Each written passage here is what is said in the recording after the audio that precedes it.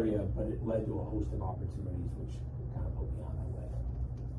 I have a question about TKO. Yeah. So I know TKO bought WWE. I think it was like a year or two ago, and since then, like there was like they went to ESPN, they went to like Netflix, and I'll be honest, like I've seen a lot online of like WWE fans like almost complaining about TKO and how like, you know, there's like a lot of celebrity involvement. There's like Jelly Roll and like I Show Speed and like Pat McAfee and like Logan Paul. Yeah, Logan Paul's been there for a while, but like they're like I'm actually just genuinely curious because people are saying like, oh, like TKO is ever since they bought WWE, like the product has like almost become more focused on, you know, moments and like I don't want to say like money grabs, but like there is more focus on like getting it, like making as much money as possible. Like I guess I'm curious, like how much involvement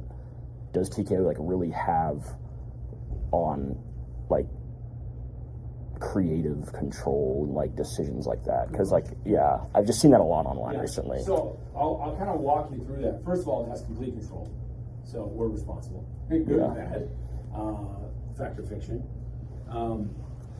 You didn't hear about this stuff in the old days with WWE and Vince McMahon owned it because it was a private company for so many years.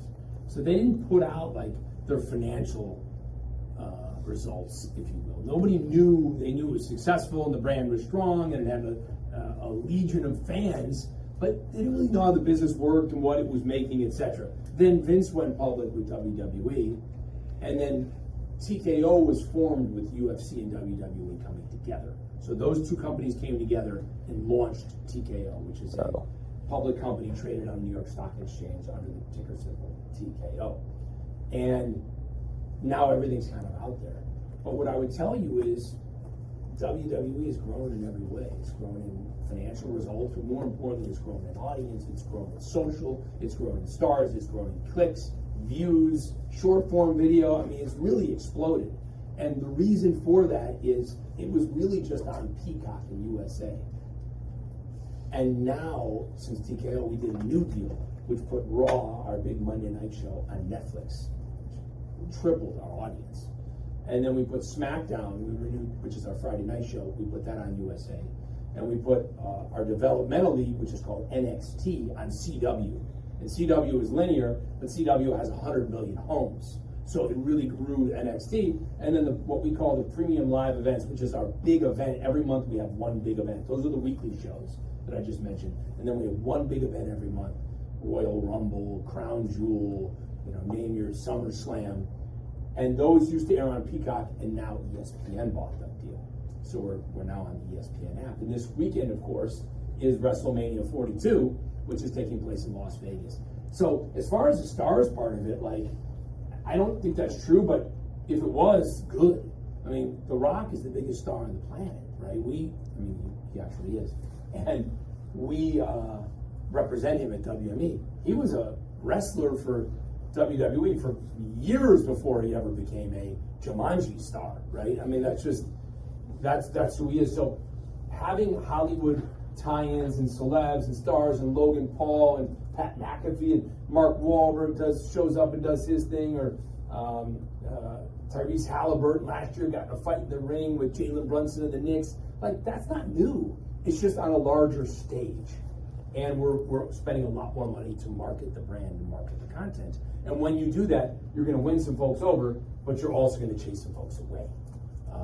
They don't like this, or they don't like that, or this is too expensive, or I don't want to have to, oh my God, to watch the WWE, I got to buy Netflix, which costs this much. I got to watch SmackDown on USA, I got to do that. I got to have CW, so I have to have cable or linear television. And now I have to pay for ESPN.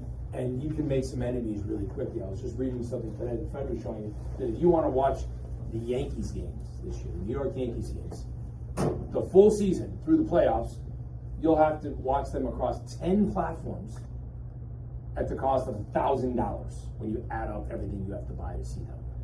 That's just the way of the world today. And you will chase away some fans, so that's not good.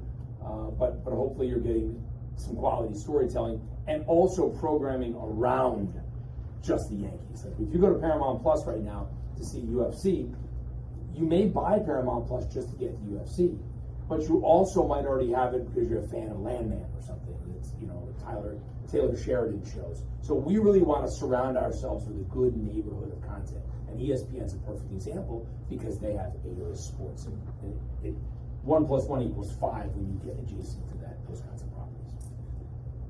Was there ever a point in your career from the time you went to school to now where you ever felt like